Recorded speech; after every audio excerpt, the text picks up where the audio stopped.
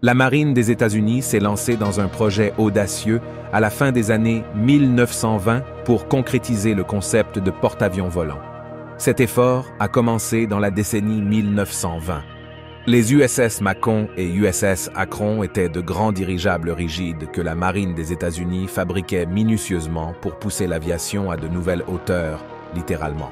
Ces énormes dirigeables étaient destinés à servir de plateforme mobile, capables de transporter et de déployer des chasseurs biplans légers, ceux qui changeraient fondamentalement la mécanique du combat aérien. Les USS Macon et USS Akron étaient des prouesses d'ingénierie étonnantes. Ils mesuraient près de 800 pieds de long et pouvaient contenir plus de 6 millions de pieds cubes de gaz. Avec leur capacité à voler au-dessus de la terre et de la mer, ces énormes dirigeables semblaient être un bon moyen pour la marine américaine d'étendre sa portée et ses options militaires. La conception avant-gardiste des dirigeables a rendu possible le transport d'un groupe de 5 chasseurs biplans légers, Curtiss F-9C Sparrowhawk. Ces avions étaient équipés d'un mécanisme innovant de crochets et de trapèzes qui leur permettait d'être lancés dans les airs et récupérés en volume. En conséquence, ils étaient les premiers porte-avions aériens au monde. En théorie, le concept semblait révolutionnaire. Combinant les avantages de la mobilité aérienne et maritime, les dirigeables pouvaient se positionner rapidement au-dessus de n'importe quelle région, offrant des capacités de reconnaissance et de soutien inégalées. Leur capacité à explorer bien au-delà de l'horizon offrait un avantage tactique sur les navires de surface conventionnels de cette époque. D'un autre côté, ces objectifs énormes n'étaient pas sans difficulté. L'agilité des dirigeables dans des conditions météorologiques défavorables était l'un des défis les plus critiques auxquels ils étaient confrontés. En raison de leur taille imposante et de leur remplissage de gaz, ils étaient sujets aux caprices de la nature, en particulier par temps de tempête. La gestion et la navigation de ces colosses se sont avérées être une tâche ardue, et l'héritage de leur fragilité les hanterait plus tard. Tragiquement, les 2 dirigeables ont connu des accidents dévastateurs qui ont ébranlé la confiance dans le concept de porte-avions volant. En avril 1933, l'USS Akron s'est écrasé dans l'océan Atlantique au large de la côte du New Jersey, entraînant la mort de 73 des 76 personnes à bord. 2 ans plus tard, l'USS Macon a connu un accident moins fatal mais toujours significatif, entraînant la perte de 2 membres d'équipage. Ces accidents catastrophiques ont été un rappel amer des risques liés à l'exploitation de telles structures aériennes colossales, et ils ont finalement contribué à la fin de ces projets novateurs. Bien que de manière tragiquement brève, les missions de l'USS Macon et de l'USS Akron ont changé le cours de l'aviation pour toujours. Elles ont attiré l'attention sur les difficultés énormes et les dangers inhérents à l'exploitation de grands dirigeables rigides. En tant que précurseurs des innovations ultérieures dans la guerre aérienne, ces premiers essais de porte-avions aériens ont également ouvert la voie à des améliorations dans les techniques de lancement et de récupération d'aéronefs. Même s'ils ont disparu trop tôt, l'idée d'un porte-avions volant est restée dans le domaine militaire. À l'avenir, lorsque la technologie et les exigences stratégiques évolueront, les leçons tirées de ces projets novateurs seront examinées et recréées. Pendant la guerre froide, l'US Air Force a relancé l'idée d'un porte-avions volant comme moyen d'obtenir de meilleurs avantages en matière de reconnaissance et de stratégie. Une des idées testées était d'utiliser le chasseur parasite Republic F-84, un petit avion qui pouvait être tiré depuis le ventre d'un bombardier nucléaire B-36 Peacemaker, un gros bombardier nucléaire. L'idée était de déployer le chasseur F-84 pour des missions de reconnaissance, lui permettant d'explorer les territoires ennemis ou de recueillir des renseignements critiques. Une fois sa mission accomplie, le F-84 pouvait revenir et s'amarrer avec le navire-mère, le B-36 Peacemaker, pour la récupération. Cependant, bien que l'idée semblât avoir du potentiel sur le papier, la mettre en pratique a créé plusieurs défis sérieux. La logistique du lancement et de la récupération d'aéronefs en plein volume nécessitait une coordination précise et un équipement spécialisé, et toute erreur survenue pendant ces opérations pouvait s'avérer fatale tant pour le navire-mère que pour le chasseur parasite. Un expert déclare « Lancer et récupérer des aéronefs en plein volume est une tâche incroyablement difficile. Cela exige une synchronisation parfaite entre l'aéronef porteur et le chasseur parasite, ce qui n'est pas une mince affaire, surtout pendant des missions à haute tension. » Un autre a déclaré « De plus, la capacité de carburant limitée et les capacités de charge utiles du chasseur parasite le rendaient moins pratique pour des opérations à longue portée. Bien qu'il puisse être utile pour des missions de reconnaissance courtes, il n'offrait pas la polyvalence des avions basés sur des porte-avions traditionnels. Bien que l'ingénierie derrière le chasseur parasite F-84 soit étonnante, il n'a jamais été utilisé à grande échelle. C'était plutôt une expérience intéressante, et à mesure que les bombardiers à longue portée avec des missiles balistiques intercontinentaux devenaient plus performants, ces méthodes inhabituelles devenaient moins importantes. Le développement de missiles balistiques intercontinentaux a permis aux États-Unis de frapper des cibles à l'échelle mondiale sans avoir besoin d'aéronefs déployés en avant. Ce changement de focus stratégique a rendu l'idée d'un porte-avions volant moins pertinente face à ces armes plus puissantes et fiables. Les missiles balistiques intercontinentaux ont éliminé la nécessité d'aéronefs déployés en avant, permettant aux États-Unis de frapper des cibles n'importe où dans le monde. Avec l'avènement d'armements plus puissants et fiables, le concept de porte-avions volant est devenu moins important. À moins que des aéronefs d'escorte similaires puissent être conçus pour voler aux côtés du porte-avions en volume, ils resteraient exposés et susceptibles aux attaques ennemies, que ce soit des missiles ou des attaques de style kamikaze. Le risque qu'une cible de grande valeur devienne une cible volante rend le concept d'autant plus difficile à justifier.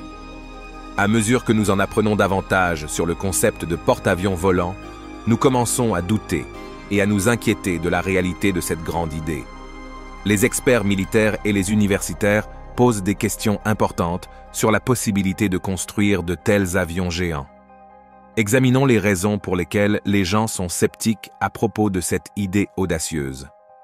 Même si l'idée d'un porte-avions volant peut sembler excitante, il ne faut pas perdre de vue les coûts considérables associés à sa construction et à son fonctionnement. Il faudrait d'énormes ressources financières pour construire et maintenir une telle plateforme volante massive dans les airs. Les coûts de construction d'un porte-avions volant sont projetés comme étant exorbitants. Du développement de technologies avancées pour assurer la stabilité et les capacités de volume à l'ingénierie de matériaux capables de résister aux immenses contraintes du volume, chaque aspect exige d'importants investissements financiers.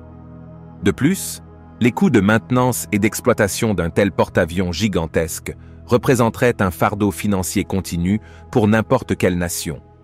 Il est possible que, d'un point de vue militaire, les avantages d'avoir un porte-avions volant ne dépassent pas les inconvénients et les restrictions qu'il impose. Utiliser une plateforme en volume serait une proposition à haut risque en raison de sa vulnérabilité aux attaques ennemies, en particulier celles menées avec des missiles avancés ou de manière kamikaze. En effet, contrairement aux porte-avions navals classiques, normalement entourés de destroyers et de sous-marins pour la défense, un porte-avions volant n'aurait pas de telle protection. Le porte-avions en volume serait vulnérable à une large gamme de dangers s'il devait opérer dans les airs, y compris les systèmes de missiles sophistiqués. Il serait également moins capable d'éviter ou de se défendre contre des attaques en raison du manque de barrières naturelles, telles que l'eau. En raison des importants risques financiers et pratiques, il est important de se demander si les avantages d'un tel investissement en valent la peine. Avec leurs armes balistiques intercontinentales, les bombardiers à longue portée peuvent déjà atteindre n'importe quel endroit sur Terre. De plus, un porte-avions volant sans avion d'escorte approprié pour voler à ses côtés serait vulnérable aux chasseurs ennemis plus petits et plus agiles, rendant difficile le maintien d'un périmètre défensif. L'évolution des bombardiers à longue portée a considérablement réduit le besoin de porte-avions volants. Capables d'atteindre n'importe quel coin du monde, ces bombardiers offrent un avantage stratégique sans les complexités immenses et les risques associés à un porte-avions en volume. Les porte-avions sur l'eau sont naturellement mobiles et sûrs, ce qui facilite le déploiement et l'accomplissement des missions. En revanche, un porte-avions qui pourrait voler nécessiterait beaucoup de ressources simplement pour rester en l'air et ne serait pas aussi flexible qu'un porte-avions qui pourrait naviguer. Bien que l'idée d'un grand porte-avions volant puisse sembler improbable, il peut y avoir d'autres options plus réalistes et moins coûteuses qui méritent d'être explorées. Les systèmes aériens sans pilote, tels que le véhicule aérien X-60 Gremlin, ont un grand potentiel pour des tâches telles que la reconnaissance. En fait, de nouvelles avancées dans la technologie des drones sans pilote ont permis de trouver des solutions plus pratiques. Des drones plus petits et plus manœuvrables, tels que le véhicule aérien X-61A Gremlin, peuvent être utilisés pour diverses tâches militaires, telles que la reconnaissance et la surveillance, à moindre coût. La technologie des drones progresse rapidement, et il est possible qu'à l'avenir, le combat aérien implique l'utilisation de tactiques d'essaim de drones. Ces tactiques impliquent un réseau de petits drones qui opèrent de concert, offrant à la fois de nouvelles opportunités et des défis pour les stratèges militaires.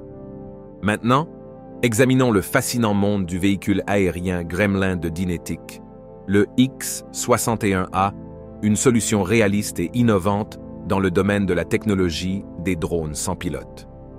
Le X-61A Gremlin, créé par Dynetiq avec l'aide de l'Agence des projets de recherche avancée de défense, DARPA, représente une avancée significative dans les systèmes aériens sans pilote. À la différence du concept grandiose d'un porte-avions volant, le Gremlin utilise une stratégie basée sur les essaims dans laquelle de multiples petits drones collaborent pour atteindre des objectifs tactiques. Le programme Gremlin vise à utiliser un avion de transport C-130 comme plateforme de lancement, offrant ainsi à l'armée une solution rentable et polyvalente. Ces drones peuvent être déployés en essaim, se comptant par dizaines, depuis le C-130 à haute altitude, pénétrant sans heurts dans le théâtre opérationnel. Dès qu'ils sont en volume, les Gremlins sont capables d'accomplir diverses missions, dont certaines comprennent des opérations de renseignement, de surveillance et de reconnaissance, ISR.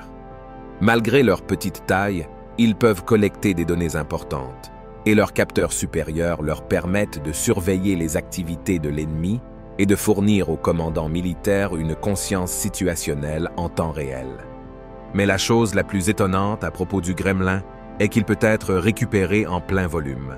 Lorsque les Gremlins ont terminé leur tâche, ils retournent au C-130, qui dispose de mécanismes d'amarrage spéciaux pour les ramener comme une ligne de pêche ramène sa prise.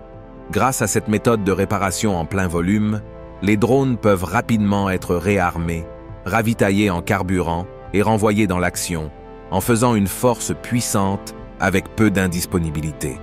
Le programme Gremlin a montré qu'il avait le potentiel pour une grande variété de profils de missions, tels que la guerre électronique, l'acquisition de cibles et même certaines capacités de frappe limitées. La communauté militaire a montré un intérêt significatif en raison de son adaptabilité ainsi que de son coût. Le projet Gremlin constitue une avancée révolutionnaire pour la technologie militaire. Sa stratégie basée sur les essaims présente certains avantages distincts, notamment une meilleure survie, la capacité à submerger les défenses adverses et une prise de décision décentralisée. Lors d'exercices simulés, les Gremlins ont démontré une coordination et une adaptabilité exceptionnelles, travaillant de manière cohésive en tant qu'unité. Cela crée la possibilité de diverses tactiques d'essaim dans lesquelles l'intelligence collective des drones leur permet d'exécuter des manœuvres complexes et de réagir à des situations dynamiques. Bien que le programme Gremlin ait de nombreuses fonctionnalités intéressantes, il doit également faire face à des problèmes et à des questions sociales. Il est important de s'assurer que le C-130 et les drones peuvent communiquer entre eux de manière sûre et privée afin que les ennemis ne puissent pas intervenir.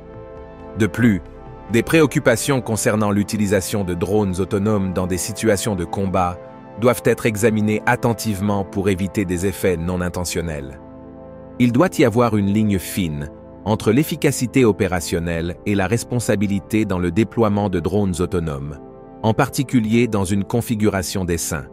Pour éviter d'éventuels abus ou des dommages collatéraux inutiles, il est crucial de créer des directives explicites et un contrôle humain. La technologie moderne des drones change la manière dont les combats aériens sont menés, de manière positive et négative. À mesure que nous en apprenons davantage sur les systèmes aériens robotiques, une nouvelle idée émerge, l'idée d'essaim de drones. Les planificateurs militaires et d'autres experts s'intéressent à ces groupes de drones qui travaillent ensemble comme une seule unité. La mise en œuvre et le test réussi des tactiques d'essaim de drones démontrent leur potentiel pour façonner les scénarios de combat futurs. Imaginez un avion central, dirigeant une multitude de drones, tous travaillant de concert pour exécuter des manœuvres complexes simultanément. Ces essaims de drones pourraient fonctionner comme une armada aérienne, capable de submerger les ennemis par le nombre et la coordination. Les groupes de drones représentent une avancée majeure dans la manière dont les guerres sont menées aujourd'hui.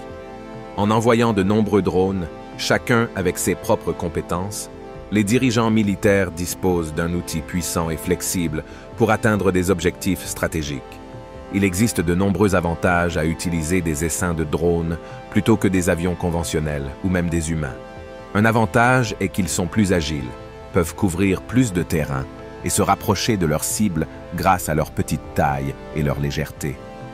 Les essaims de drones peuvent être envoyés dans une variété de missions sans mettre en danger la vie humaine, y compris la collecte de renseignements, la surveillance et les frappes ciblées.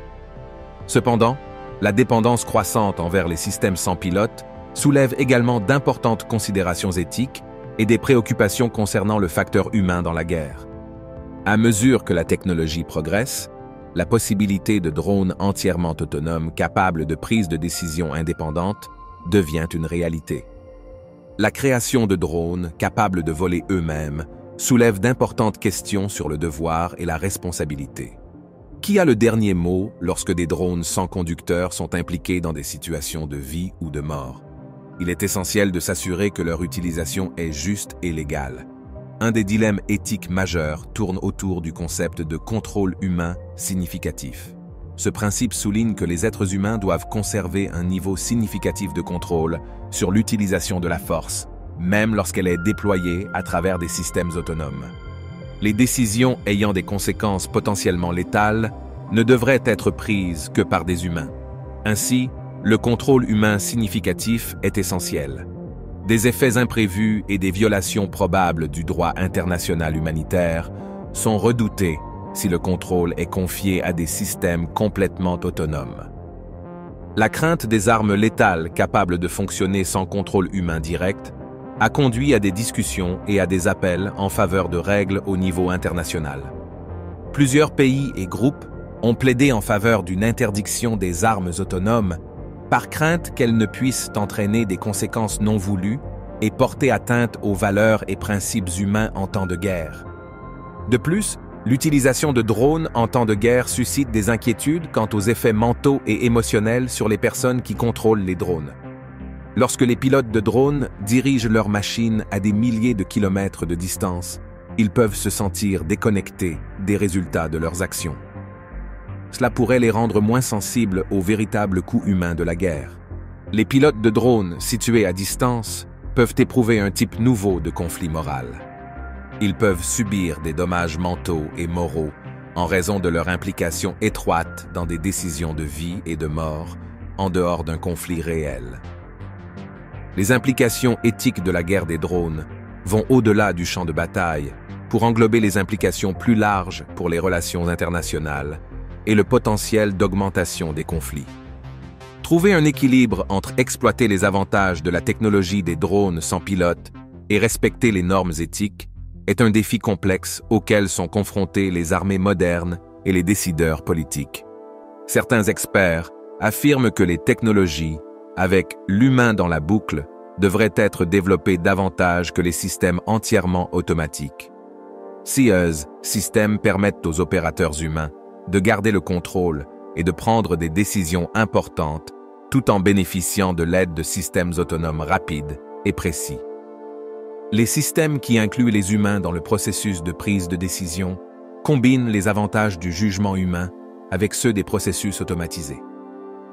Cette stratégie garantit que les humains continuent d'avoir le dernier mot, offrant une méthode à la fois plus responsable et responsable en matière de guerre des drones.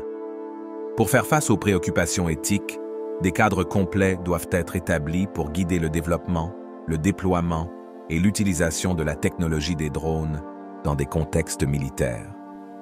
Pour traiter les complexités de la guerre moderne de manière responsable, il est important de trouver un équilibre entre les progrès techniques et les obligations morales. Alors que nous progressons vers la prochaine phase du combat aérien, il est important de se rappeler que si les avancées technologiques auront sans aucun doute un impact, ce sont les valeurs et principes auxquels nous adhérons qui détermineront finalement notre héritage. En gardant les gens à l'esprit et en suivant des lignes directrices éthiques, nous pouvons rendre les drones plus utiles et moins dangereux. Pour résumer, l'obsession pour les porte-avions volants est susceptible de perdurer dans les œuvres de fiction et la culture populaire, même s'il n'est pas clair si de tels navires seraient utiles dans des opérations militaires réelles. Bien que les premières initiatives et expériences menées pendant la guerre froide aient posé les bases pour la recherche sur les plateformes aériennes, c'est le développement des drones sans pilote qui a montré le plus grand potentiel pour une utilisation dans le combat moderne. Il est possible que, avec l'avancement de la technologie, nous assistions à de nouveaux développements dans le combat aérien, mais pour l'instant, l'idée d'un porte-avions volant n'est qu'un rêve fascinant. Merci d'avoir regardé un autre épisode. Pendant que vous êtes encore ici, assurez-vous de cliquer sur la vidéo à l'écran pour plus de contenu de qualité.